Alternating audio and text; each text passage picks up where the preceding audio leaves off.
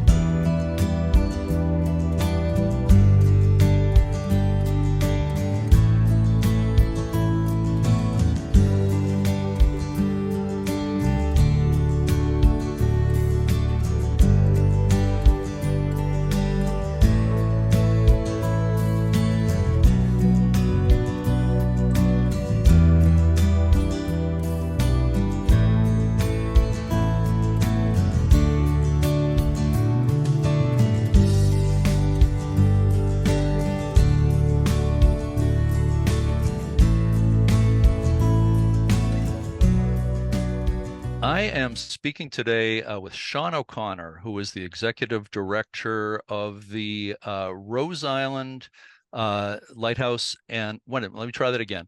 Executive Director of the Rhode Island Lighthouse and Fort Hamilton Trust. And also with us today is Judianne Point. Judianne, of course, has taken part in quite a few episodes of the podcast, and she's a volunteer with the Friends of Pomham Rocks Lighthouse in Rhode Island, which is a chapter of the American Lighthouse Foundation, and she is also the first vice president of the American Lighthouse Foundation. So Sean, thanks so much for doing this today. Yeah, I'm really happy to be here with you both. And Judianne, of course, thanks as always for being part of this as well. I love being here with Sean. After all, we're sister lighthouses from one end of Narragansett Bay to the other. Yes, absolutely. Indeed. Yeah, Rhode Island and Pomham Rocks, I would say, I would call them siblings or sister lighthouses. You're absolutely right. Yeah. Yeah, very, very similar. Slightly different colors and things, but yeah, very similar buildings. Yeah. Same architect. Yeah. So I'm going to ask some questions here, and Judianne, obviously feel free to chime in with your questions and any comments or whatever you want to contribute here. So let me start, Sean, by asking you about your own background. We're going to talk about the lighthouse, obviously, but where are you from? And I guess a two-part question. Where are you from, and what led you to become the executive director of the Rhode Island Lighthouse and Fort Hamilton Trust? Yeah, I'm here from Newport County.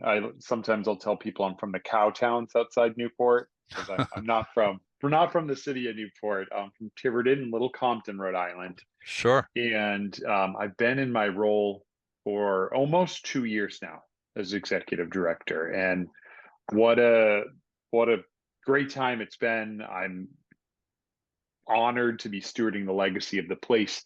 But how did I get here? Well, for all of my career, I've worked in nonprofits, for one, and I've typically worked in nonprofits that have a mission that involves connecting people with places. So just to give you an example, I worked for quite a while at the National Geographic Society, and I worked in their education programs, which very much about connecting young people with special places, with important work, whether it had to do with environmental conservation or history. I mean, it spanned quite a lot of topics. So I had moved back to this area in Rhode Island about 7 or 8 years ago, and been very happy to be back here.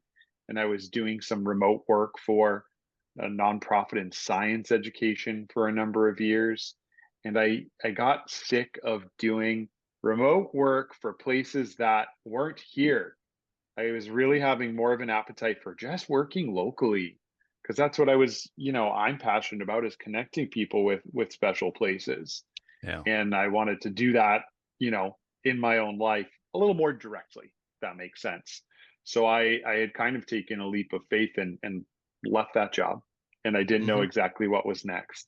And it was that same summer that I visited Rhode Island for the first time. In fact, I think my very, very first time I had paddleboarded out there. which people like to do. It's a mile, so it's not a beginner kayak or paddleboard. But if you look at the weather conditions and know what you're doing, you can absolutely paddle out there.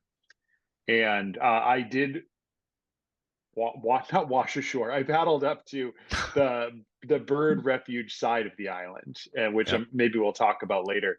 And the birds made it clear to me that this was their side of the island. And then a little while later, I went out with a local nonprofit called Bike Newport that took a summer youth camp out there.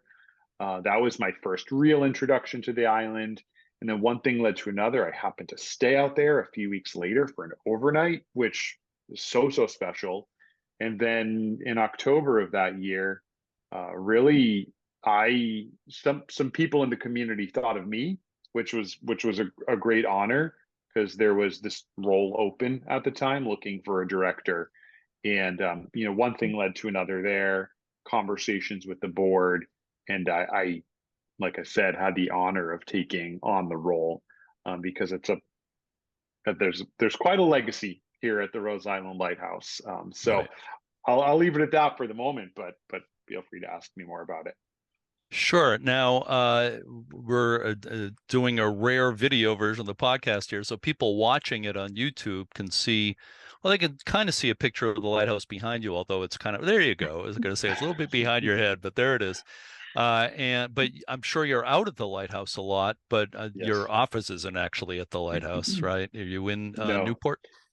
Yeah, we have an office at the Newport shipyard, or the Safe Harbor Newport shipyard, as it's called. And that is sort of right on the other side of Rhode Island. So it's kind of tucked in there in the harbor. And we have a launch boat that we use to get to and from the island. That's where we keep the boat as well. And we have a small office there. And I'm usually on the island a couple of days a week. We have a small year-round team, and one of our other team members is our island manager. So he's out there, 4 or 5 days a week. But any day I'm on the island is a great day, no matter what happens, for the most part. Yeah. Well, it's one of the places, one of the islands, one of the lighthouses that's really pretty near and dear to me. I've been there many times over the years. Going back, well, I first saw it, I'm going to say, first time I remember seeing it for sure is 1989. I remember I was there for a lighthouse bicentennial event that the USLHS Society put on in Newport. And I remember seeing it from the Newport Bridge, and it looked pretty decrepit. It was boarded up at that time. Yeah. So I've seen a lot of progress, and had a lot of good visits there over the years. And I'm actually used to calling the organization the Rhode Island Lighthouse Foundation, but now it's the Rhode Island Lighthouse and Fort Hamilton Trust. Can you say a little bit about that, how it's morphed into that? Yeah, sure. It must have been about 5 or 6 years ago when that name change happened, a corporate name change with the nonprofit. And in the years leading up to that name change, there was a ton of work to preserve and restore the Fort Hamilton barracks. So there's so many layers of history on Rhode Island, and it's really interesting that for the 100 years of the lighthouse keeping era, the entire time there was the lighthouse lot, which is about 1.5 acres, and there was the other 16.5 acres that were most of those years utilized by the military. So, I don't know if we probably won't dive into the whole history here. I'll leave a little bit to be explored by the listeners, but really we changed the name because, we wanted to elevate the fact that the history of Fort Hamilton Barracks is a really, really important part of the Rhode Island history and of the regional history as well.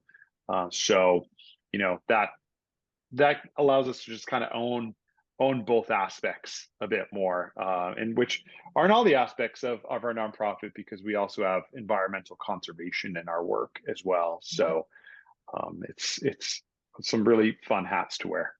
Yeah. Well, speaking of the tremendous history that Fort Hamilton has, could you say just I know it's hard to sum up in a couple of sentences, but can you say a little bit about why Fort Hamilton is historically significant? Yeah, absolutely. I can. I'll try my best to sum it up because there are a few sort of key big touch points. One being, the first creation of Fort Hamilton. The fort was construction began in 1798.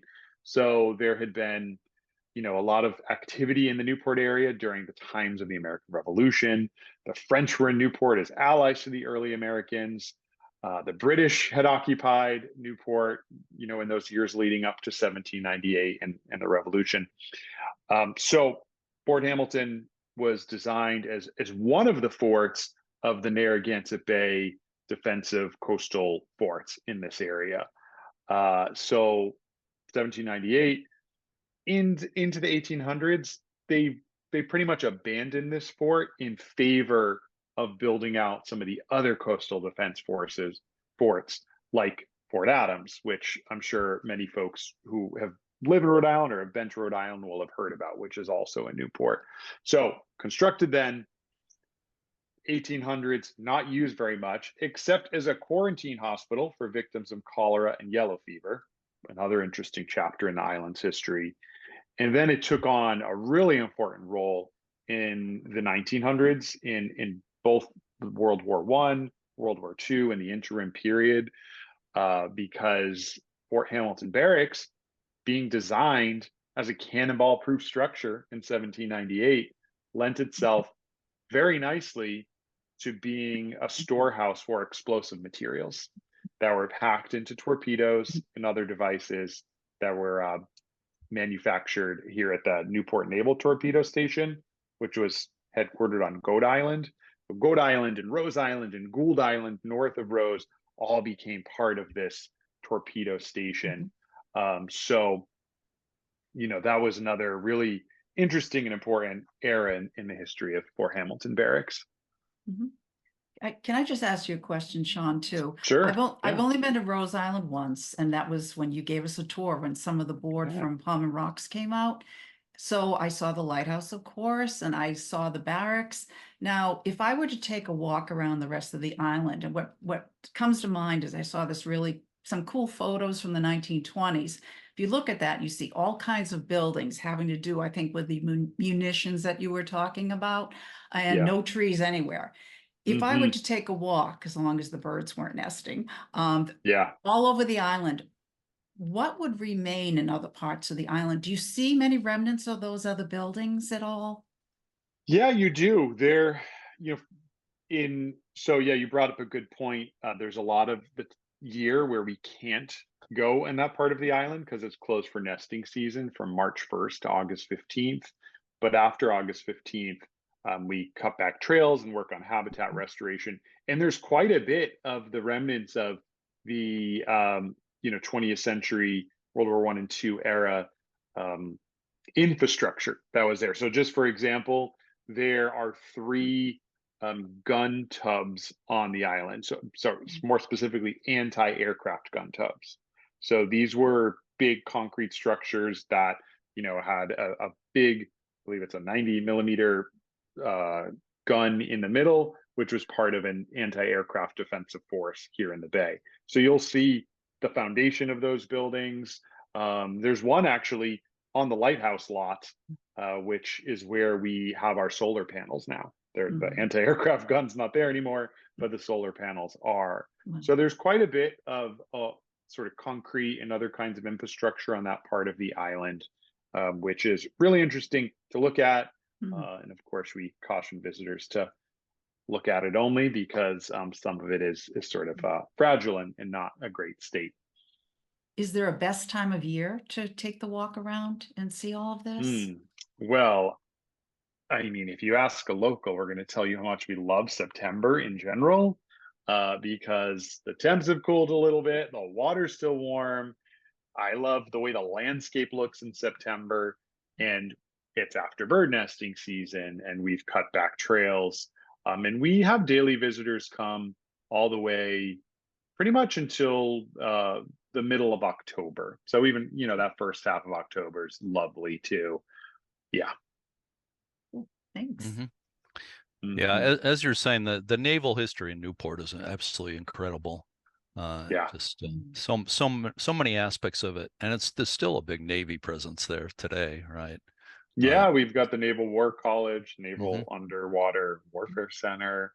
So yeah, quite a bit. Yeah, we Yeah, we had groups from the Naval War College, which often are visiting officers from around the country and around the world, like a lot of foreign naval officers. I think we did 3 tours this fall. We went to the Naval War College Marina and picked them up, 18 of these officers, and brought them out to the island. Did a tour, of course, of the lighthouse, as well hmm as some of the other grounds. And then they have some seminar work that they do right inside one of the barracks rooms. And we said, this is the barracks. We don't have electricity. This is a rustic space. And they're like, that's perfect for us. So, cool. they get their work done in that environment, which is pretty neat. That is very neat. So let's get into the lighthouse a little bit more. I have featured Rose Island on this podcast before. We talk quite a bit about the history of the place. I don't want to get too deeply into it today, but I'm just wondering, for you personally, if there's a story or two related to the history, maybe especially the human history of the place, anything that especially stands out for you. Well, I mean, I'm gonna probably start more modern and then maybe go back in time. But I mean, to me, the fact that next year we're hitting the 40th anniversary of the nonprofit having formed in coalesce in 1985. So just that period of the mid 80s to the mid 90s, when the community came together, formed this organization, took a structure that was almost a total loss. I mean, it was not doing well after the U.S. government had decommissioned it in 1971. It really just had a lot of vandalism in the 1970s and early 80s. So the stories that I get to hear of that era of initial restoration are incredible. And we I wouldn't get to do what I'm doing here. We wouldn't get to welcome the 5,000 visitors we have annually. If that community didn't have the foresight to say, let's protect this thing. Let's work with the city of Newport to obtain rights to this property from the U.S. government, and let's restore it. And everyone who pitched into that. So that is a really great era in the history of the place. Um, I guess a little more distant than that, every day when I hop in on tours and give tours myself, of course, and I love talking about some of the young people that grew up on the island with their grandparents who were lighthouse keepers. So Wanton Chase with his grandfather Charles Curtis, and Paul Stedman with his grandfather Jesse Orton. So part of the first floor museum exhibit that we have has photos of that era and photos of these young people growing up there, helping with island duties alongside their grandparents and their family. And there's great, you probably both know this, but there's great books on those two boys and their childhoods on Rose Island that we have in the gift shop, which is such a gem to have captured those stories and to be able to share them out. So yeah, those are two that come to mind. Sure, yeah, I know the booklets you're talking about. I was so happy to see those published. That was great. I got Yeah. a quick story to tell you related to Wanton Chase. I heard a ghost story about the place years and years ago. Let me back up from that a second and say that I knew Charlotte Johnson pretty well, who was the spearhead of the restoration in the early days. Yes. Yeah. Yes. So I remember I had read this somewhere that there was a ghost story, and I asked her, and she laughed. The story I had heard was that Wanton Chase walked into the restored kitchen in the keeper's house Mhm. and said something about I can smell my grandmother baking cookies, and somebody took that to mean that he was saying her ghost was there baking baking. He was Yeah. smelling it Yeah. because the ghost was baking cookies or whatever. But what he meant obviously was the memory came back to him. But Hmm. somehow people get things on the internet and kind of run with them. So that got twisted. But anyway, Yeah. Yeah. Yeah. We Charlotte. share that story, with guests on our tour because it's a really special one. And and Charlotte Johnson, who is the originator of one of the key originators of the organization, still is a friend of the organization today, and visited with her family just last week, which was wonderful. So let's move to the present day. Again, there's so much history we could talk about, but let's talk about what's happening at the lighthouse now. First of all, is it open for tours? Yeah, it is daily. So we have a great partner in the Jamestown Newport Ferry, which is Yes. a privately run ferry that operates out of Jamestown, but has stops in Newport as well as on Rhode Island. So, people, you buy a ticket and you pay a really modest fare to additionally be able to come onto Rhode Island. And, you can come onto Rose, you can go to Fort Adams, you can, pop into downtown Newport, circle back to Jamestown. So that's great. So we really offer daily tours the middle of May to the middle of October, which is so great. We've been having a ton of visitors get off of the ferry this year.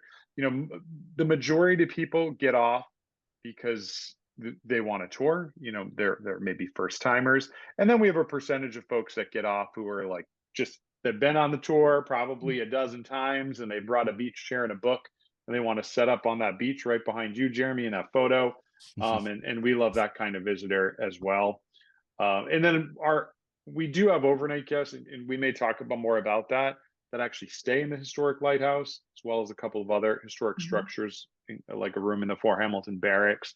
So, coming to Rhode Island for an overnight is not like your average overnight anywhere. I mean, it's an educational experience. Every overnight guest is given a tour of the place, unless they've been a dozen times and are like, please, no more. But that is that's another way that we give tours is daily to our visitors. I'm just Sure. curious, excuse me, Jerry, I'm just curious about the logistics of that, Sean, because I Yeah, know when we give tours, people sign up, they go on a boat and they get to our island. But you don't always know, or the docents don't always know how many people are actually going to come for a tour because they don't sign up ahead yeah, of time. So is there right. always a docent on the island there ready for them? There is every day. So Yeah, that's, a that's different. big Yeah. job for us to coordinate, but we do. And like last week, we had a group pop off the ferry. They, about 20 of them, they didn't want a tour. They brought their canvases. They wanted to do a plein air painting day. And so they've been before. They're from Portsmouth, Cool. Rhode Island. They set up, I love when they come because they set up in every interesting angle you can think of, all different angles. And then they're all Mhm. creating, these beautiful pieces. I really enjoyed this one woman who was just sort of, you see in Jeremy's photo there to the one side of the lighthouse, there's the original oil shed for the lighthouse, which we now call our generator shed because we have a generator in it. She was down the hill from that, and she did this beautiful watercolor of the back of that oil shed only. And you think, oh, the back of an oil shed? That doesn't, but it with the colors on the bastion wall that it sits atop, I mean, it was incredible. So long answer to your question, but logistically, yeah, we do our best to Mm. offer everyone that comes aboard onshore a tour. And also in the fall, some of you may know, we have this busy cruise ship season Mm. in Newport. People come from a lot of times the Midwest, I learned by talking to visitors, and go on these fall New England cruises. And one of their excursions is to, come on to Rhode Island. So September and October is a particularly intensive time for us for tours because we arrange that in advance on another Mhm. boat, in addition to the daily ferry that's coming in and out. So yeah. Wow. Hmm. Can you describe the accommodations, the overnight accommodations there? Yeah, yeah. Well, sometimes when I talk about it, I say the keeper's apartment, which is the second floor of the lighthouse, is the cushiest. And what do I mean by that? I mean, it's the only accommodation with a full kitchen and a full bathroom. And for some travelers or visitors, that matters. Other people love the more rustic experience. Interestingly, with the Rose Island Lighthouse, there also was a foghorn structure on the island, which was a really important piece of maritime safety. So there was a certain point in the lighthouse keeping era where a second assistant keeper was added, because not only did they have the light to keep, they had the foghorn to run as well. So I just bring that up because at that time there was an expansion. There was a new kitchen, a new wing added onto the lighthouse. And so now in this new era, the second floor, which would have been the keeper's apartment, is one of the rentable accommodations. Other folks stay on the first floor of the lighthouse, which would have been the assistant keeper's accommodations. There's a chance I might have those reversed. But anyway, today we call it the museum floor.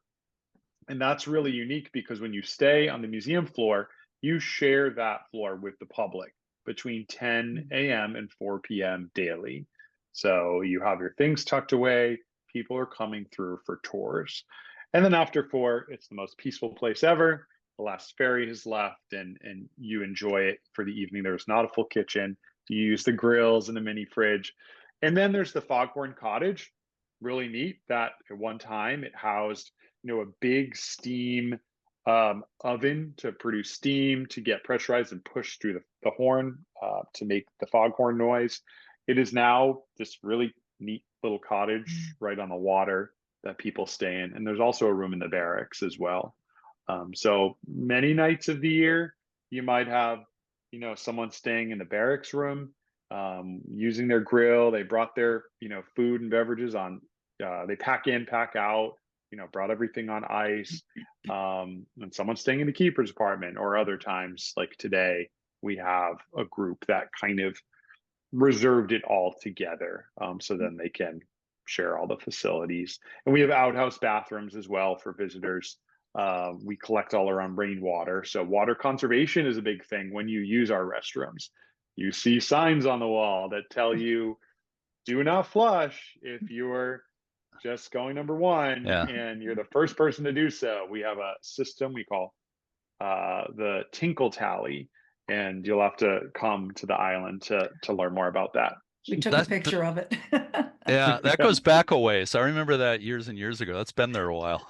Yes, yep. Periwinkle shells are used to track things and know when it's time to flush from our very limited water supply that we collect in a few different rainwater cisterns, including one in the basement of the lighthouse. And I know you all have a similarly designed rainwater cistern in the basement of the Pomham Rocks Lighthouse as well. We do. We have, I think it's 4,900 gallons, if I'm not mistaken. Yeah. Beautifully restored as well on Pomham. Yeah. Sorry, go ahead, Judianne. No, I was just going to ask, now, when the guests leave, obviously there has to be some kind of cleanup, tidying up. Do you have volunteers that do that work, or do you have hired staff? We mostly the guests do it. So when you come to Rose Island, it's again, so far from your average stay. It's educational.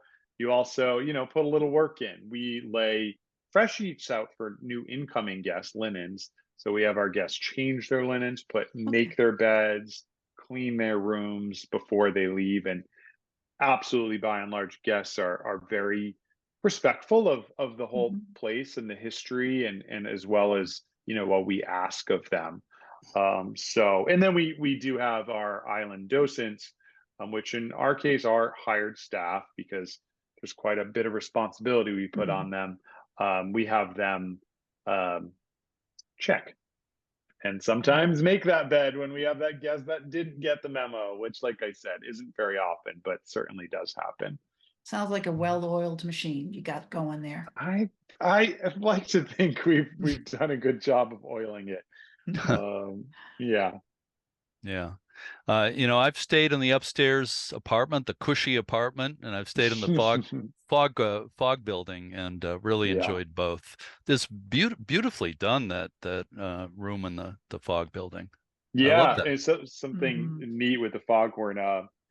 This was from you, Jeremy. You sent me, a number of files from the archives, and in one of them, I think it was from the National Archives, although it might have been one of the other sources, there was the architectural diagrams of the original architectural diagrams for the Foghorn Cottage. So Mm-hmm. we're going to get that printed out on vinyl to go on the wall in the cottage, which is really neat. So thank you for Nice. sharing some of those, archives that you've pulled together over time of our Absolutely. property.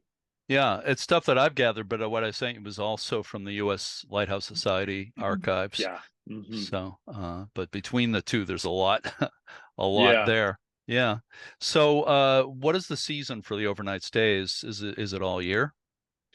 It currently, this year, it's April 1st till November 1st. We used to, for many years, have a tradition of off-season stays. More specifically, it was kind of a program where we would have people come stay, sometimes for a week at a time, maybe even more than a week, at a really reduced, modest rate. And we would put them to work. And I don't mean remaking the bed, I mean work. Like we would have them working on restoration projects. So it was kind of a whole program that you had to apply for, because obviously not everyone's going to be suited for that kind of work. We want to make sure it's the right kind of people. And I just bring that up because it's an interesting part of the history of the lighthouse. And it's something that we're seeing if it might be possible and make sense for us to bring back, because it's a really nice tradition. And I can certainly tell you, being on the island in the off season is like, so it's so special any time of year. But both the dead of summer, when the harbor and the bay are so filled with boats, is one Mhm. thing that's so special, but the complete opposite has its own specialness when there is absolutely no boat out on the bay, and Mm-hmm. you really get this sense of, um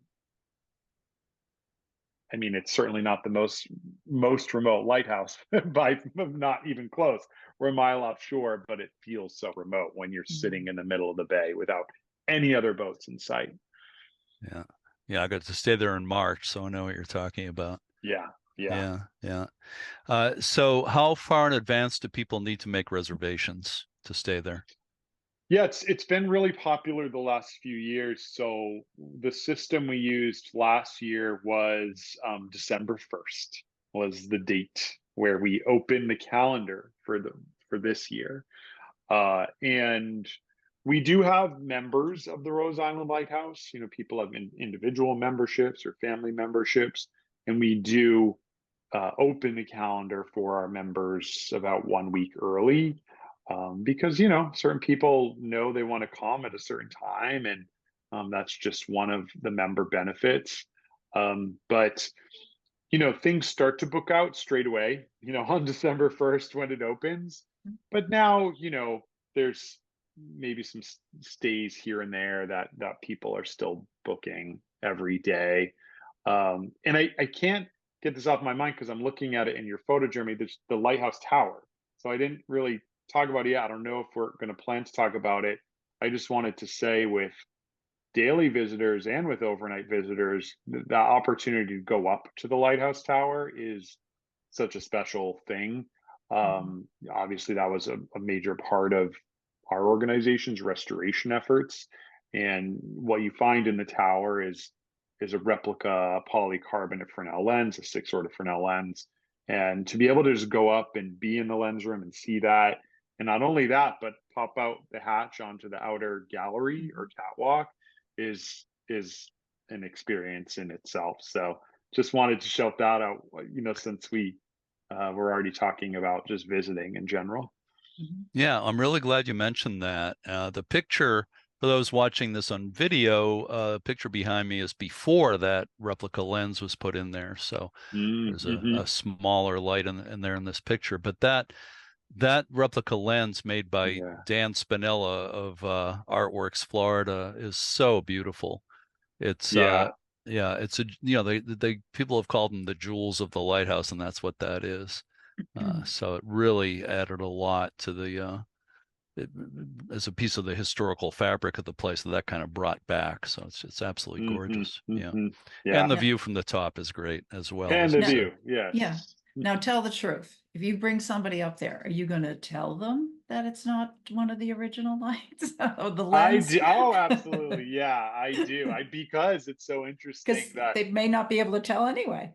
yeah, yeah. And in Jeremy, you may know more about this than me, but Dan from Florida that created it, as I understand it, was like a Disney Imagineer. Like he worked for Disney in some way. I don't, do you know? Yeah, animatronics, that kind of thing. Yeah, that's his. Yeah, but Yeah, he yeah. started doing these lenses quite a few years ago now, and he's done a lot. He's working on a Wow. first order lens for Cape Hatteras Lighthouse, North Wow. Carolina. Yeah, that's going to be incredible.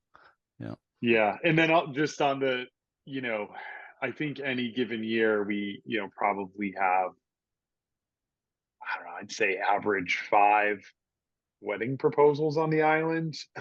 And, usually a few of them are on the lighthouse tower. Oh, that's So nice. I would imagine yeah, so. Yeah, I've yeah, been part of some of those at Portsmouth Harbor Lighthouse, my local lighthouse. So there's yeah, something yeah, about lighthouses that lend themselves to that for yeah. sure. Yeah, the romance of them, I guess.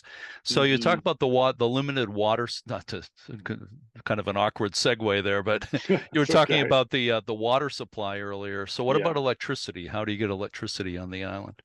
yeah. The originally there was a wind turbine that provided the lighthouse with all its electricity, because the only structure that has electricity is the lighthouse, as well as the former oil shed. Now we call it the generator shed.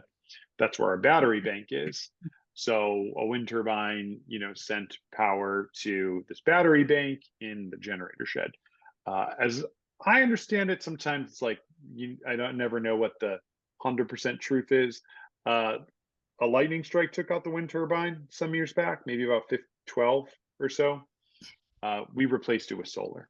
So we have a solar installation that sits in one of these anti-aircraft gun tubs, which is really just, if you're looking at Jeremy's background photo there, just down the hill really from where that oil shed is. That's where our solar is. So that's our only electricity. And especially in, April and October, we do supplement the energy source in our battery bank by turning on our diesel generator.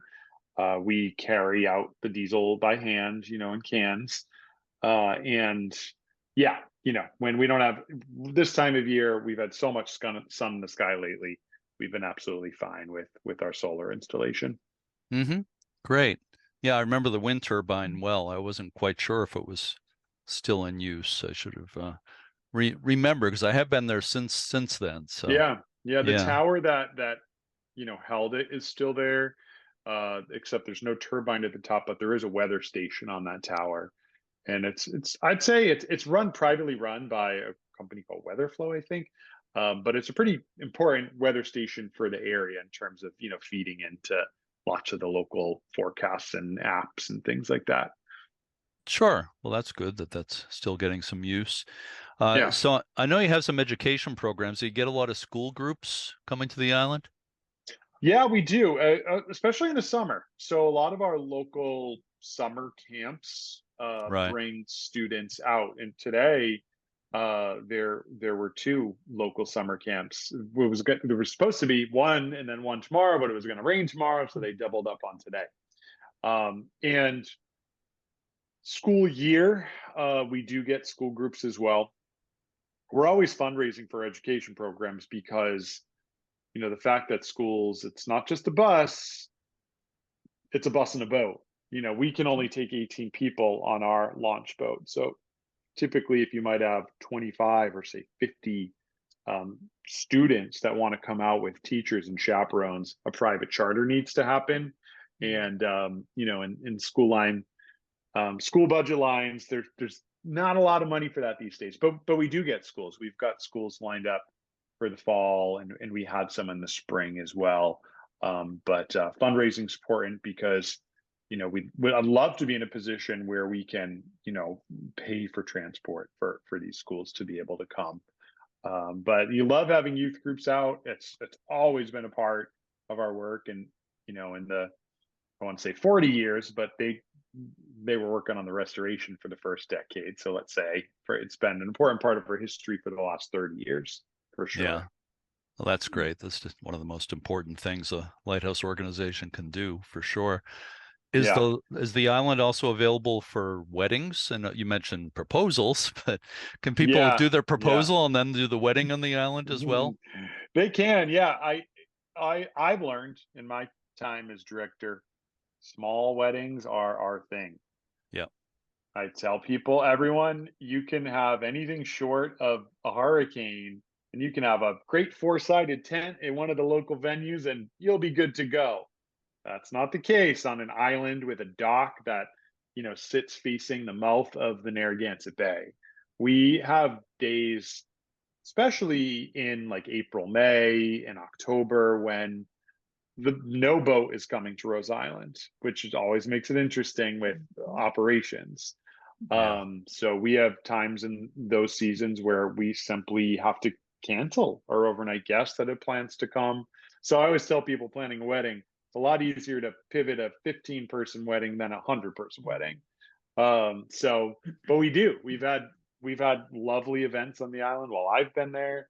We have some more lined up for this fall. One of our, famous pop culture facts is that the actress Jennifer Lawrence had her rehearsal dinner on the island in 2019, which was quite a star-studded affair, as Bet. I understand it. And they did a whole big setup with, the big tent and everything. And I heard that the weather conditions on that day were a little bit dicey, but it worked out in the end for them. And it was a lovely event, as I hear it. So, yeah. I had forgotten about that. I think I heard something at the time, but what's her Newport connection? No clue. I've speculated that her husband is, I think, from New York, and so maybe he had a connection to this region, more likely, because I know she's not from the Northeast originally. So yeah, I don't know, but we're waiting to see if maybe they'll come back someday to celebrate an anniversary. Yeah, maybe some of us should try to contact her to see if she could support lighthouse preservation. That's a great idea. Something to store in the back of my mind, but it can be difficult to reach these people. Yeah. So I was looking at your website, and something I saw that I don't remember hearing about before is an artist residency. What's that all about? Yeah, this is going to be our second year we're doing it in September. So we launched it and ran it for the first time, 2023. It's a week in September where we open up the island for Rhode Island-based artists to come stay for a week in the island accommodations and work on a project that can be uniquely inspired by the Rose Island environment or history. So we had 7 artists that stayed in 2023. Oh my gosh, I don't know if this is going to work with my remote background, but see this beautiful sort of comic book style illustration that's of the lighthouse and the foghorn cottage there. This was a postcard that one of the artists created as part of their work on the island last year. So it's a new program for us, something we're still fundraising for. Artists are given a small stipend to just help offset some costs for them, but ultimately just come spend a week with us and work on their art. So we'll be running it for the second year, starting Monday, September 16th. And I think we'll have a day where we ask our artists to kind of showcase what they've been working on, and that following Saturday, which I believe is September 21st. So that'll be an event that we'll be publicizing soon. Cool. That's great. That's another, I love seeing tie-ins to the arts community with lighthouses and music. I mean, it's all great stuff. And it's a way of reaching a different audience and, getting the word. Like we've said, lighthouses seem to inspire engagements and romance. I mean, there's, been, I think, 1 or 2 music videos shot on Rose Island since I've been there. You've been involved maybe with. I Yeah, shot and edited music before you were there, but it was yeah, about yeah, 10 or 11 years ago. I yeah. made a little So music video there. Yeah. there you go. So there's been many over the years, and it seems lighthouses inspire creativity in some ways too, just with their symbolism or whatever, however you might interpret them. Absolutely. So back to the wildlife refuge, we talked about it Hmm. earlier. Well, I'm not sure we specifically said, you said September, October is a good time there to walk around the whole island. Is there a Yeah. specific schedule? Maybe it's different every year when it's closed in the spring and then opened in the fall. Does it? No, it's so interestingly, the wildlife refuge side of the island, which is about 90% in terms of the acreage, is owned by our organization and is sort of governed by a conservation easement that was put together by the Rhode Island Department of Environmental Management. Um, and we have ongoing bird research that happens as well, where we learn about our nesting birds and visiting birds. Both the DEM as well as our partners at Salve Regina University do that. So every year, the nesting season runs from April 1st to August 14th is the final day. So we're kind of in the tail end of it now.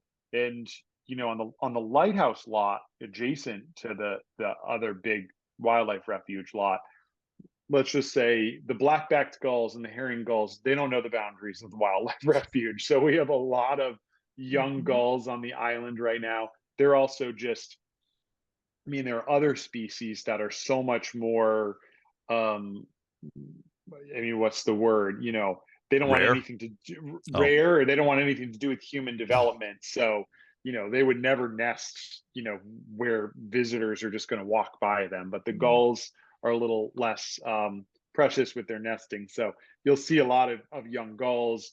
The Canadian geese that nest also on our lot are they're already off by now.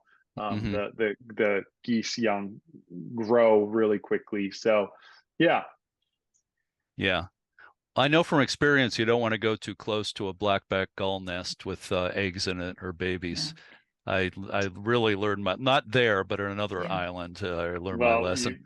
you visit Rose Island between, I was going to say June 1st, maybe I'll even say May 15th and August 1st, and you'll also learn that lesson really quickly. Mhm. Yeah. Yeah, By bothering, I mean I just walked too close to it. I Yeah. right. Oh yeah. wasn't like Yeah. Absolutely. poking a stick at it or anything. But Yeah. Yeah. um, Yeah. yeah, We were walking on Thatcher Island about 3 weeks ago. One of our that's friends was dive bombed by a black-backed gull. So yeah. That's where it Mhm. was that it happened Yeah. to me. It was Yeah. I think it was in June, and I was there with a contractor that was working on one of the houses, and he gave me we're the only ones on the island. He gave me the key for the North Tower. I walked over, and there was a gull nesting near the front of the lighthouse, and it was like Hitchcock's The Birds. I was just getting closer. It was like, Yeah. thank you. Yeah. Well, I have the DM did their survey Hmm. about a month ago. They counted 102 active nests for herring gulls, 62 active nests for great black-backed gulls, and then 35 breeding pairs of glossy ibis, which is Wow. really neat Wow. because so I guess they didn't necessarily identify nests, they're just breeding pairs. I think I just got their data this morning. But that's interesting because we haven't seen many glossy ibis on the island for the last few years. As I'm not, a bird biologist, but as I understand it, populations can sometimes have like phases where Mhm. they're there for some years and then they're not. But anyway, I got to walk back on the wildlife refuge with the DEM biologist. That's the only time we can be in the wildlife refuge this time of year. And I got to see a lot of these breeding pairs, and it was really incredible.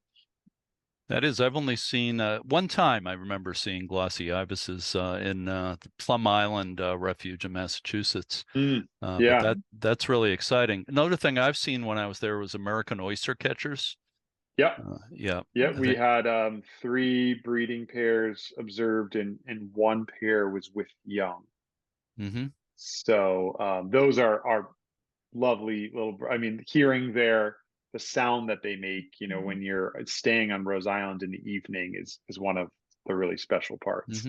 They're really unique birds with the long, thin beak, and they have brown and orange on them. Very, very interesting. I think they have orange, don't they? I'm trying to picture. Yes, they do. Red beak or something. Yeah, or like a red deep, beak. deep That's orange, right. red beak. Yeah. So let me ask if there's anything else that we haven't talked about, anything interesting current projects going on, anything coming up on Rose Island? Yeah, I mean, two things. One is in the lighthouse. We've been working on a project this past year to create new museum labels in the first floor, as well as some other like areas, like at the base of the lighthouse lantern room and in the lantern room. So we offer guided tours, but of course, with all the visitors that we have, there might be a moment where they didn't come on the tour, and then they are invited to, go into the lighthouse. So we're gonna basically, it's a new installation that's going into the museum floor, so people can have more of a self-guided experience. So I'm really excited about that. I think it's really going to enhance what it is to come into the first floor of the lighthouse. There's also, like, for example, when you're up in the base of the lighthouse tower, there's an inscription in the original plaster. I don't know if you remember seeing this, and it says Andre Roll, Staten Island, 1869. Andre Roll was someone who was working at the Rose Island Lighthouse when they were constructing it in 1869. And he left this inscription in the plaster. They uncovered it during the restoration. So when you look at it through this plexiglass that was put over, you can't really tell what it says. So we're adding like a new label, so you can, no visitor will miss that opportunity to kind of understand what's going on behind that plexiglass. And so that's one. Second thing I'm really excited about in the barracks. So that's a 265-foot long structure. There are 9 rooms in it. We're actually going to be turning 2 of those rooms into new museum space, new exhibition space. So the lighthouse is only so big.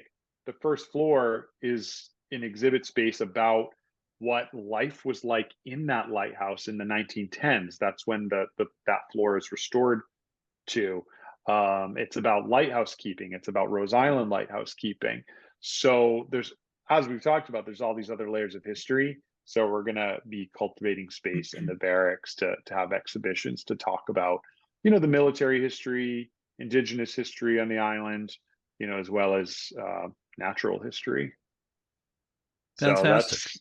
So hopefully we'll have like a version of it available for people to visit next season. I have to say, and I was well, no pun intended, but I was blown away when I went into the barracks and I saw the room that you have set aside for lodging for your guests. Yeah. The thickness of the walls and everything. And you said you're going to have two new rooms now for exhibits and all. Yeah. For the rest, that's fabulous. Yeah. And I just had a question too about the lighthouse. Now, you have original furnishings and things, belongings from Wanton Chase and from his keeper grandfather as well. Yeah. Yes and no. So like the stove that we have is a model that Wanton's grandmother would have been baking sugar cookies on, the same model. And it's sourced locally here from Newport, but it wasn't the exact stove. We have china that was in use by Wanton's grandfather, Charles Curtis, that's on display.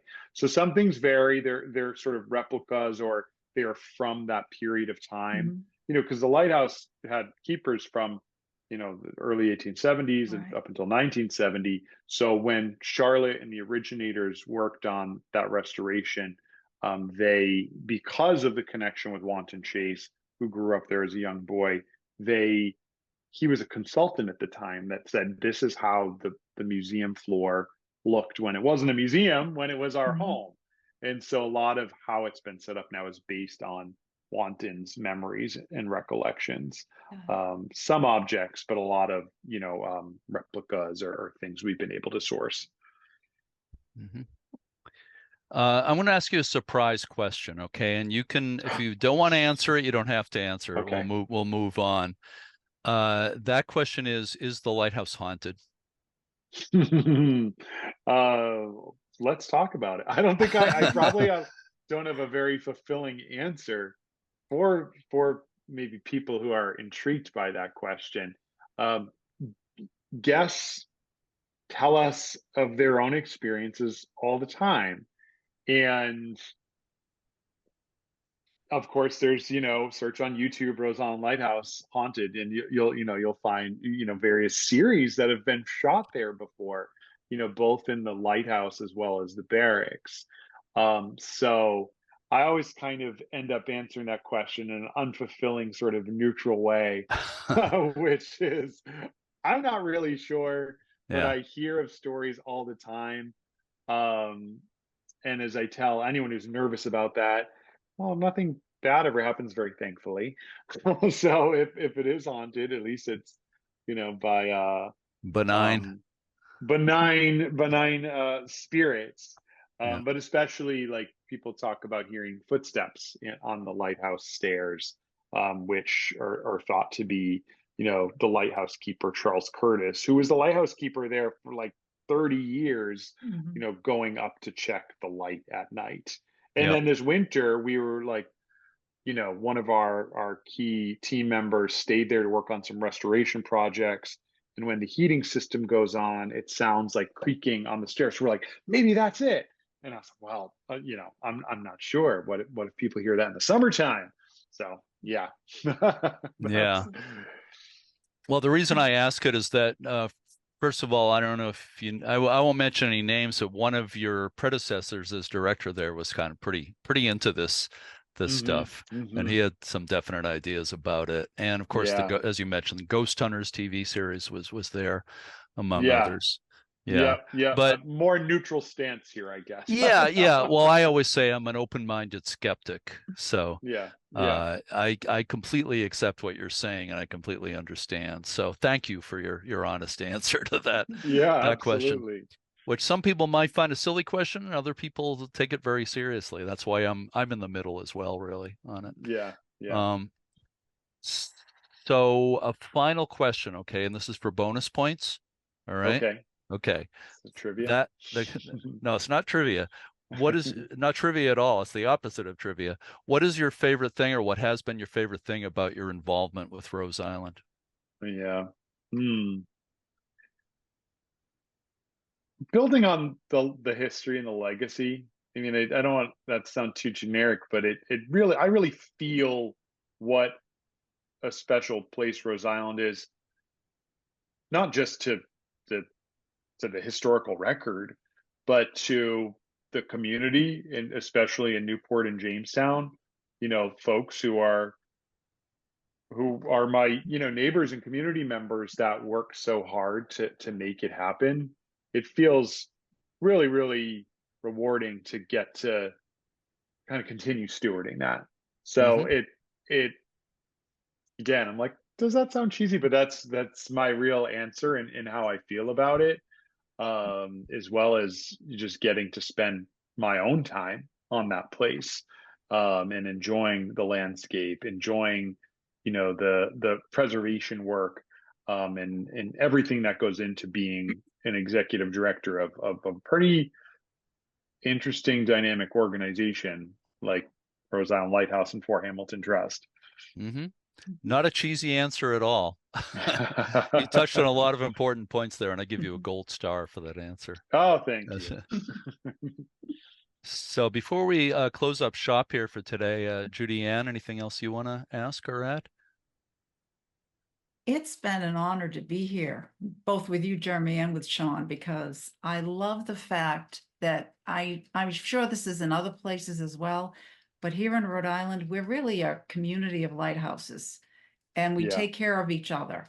And the fact, Sean, that you reached out to us to come and see what we're doing at our museum, then we came and we visited you. And I'm a thief of ideas. I like to listen in and, borrow Yeah, some things and bring them back. absolutely. So yeah, I think for our own survival, we work together, and I think it's a Yeah. beautiful thing. Yeah. And Well, I'll thank say you. too, Judianne, we definitely want to come back in the fall because you all are, we want to be and we can be learning from the work that your team at Pomham's doing. And we've got our new island manager as well as one of our other key captains and staff who I was just talking about it with her this week. She said, please, like, we got to go up to Pomham. I said, I'm sure we can figure it out Give us a for the date. fall. So yeah. Right. Awesome. Yeah. Well, thank you. Judianne, maybe you should start a Rhode Island Lighthouse Society. Yeah, just something else Like, I need to do. Yeah, I was going to say, like, you don't have enough to do. It's a But thought. It's a thought. yeah, well, I'm not sure it has to be official. You can still network and share ideas. Well, yeah, exactly. That's why I like to meet everybody in person and go visit. It's fun. Right. Yeah, and for us, Beavertail's close, and Oh, yeah. they've got a great Yeah. board and museum, and They're I've met coming- you all. They're coming in Yeah. August. The board is coming to Pomham in August. I know they Oh, visited great. you, so yes. Yeah. But there's some of our other.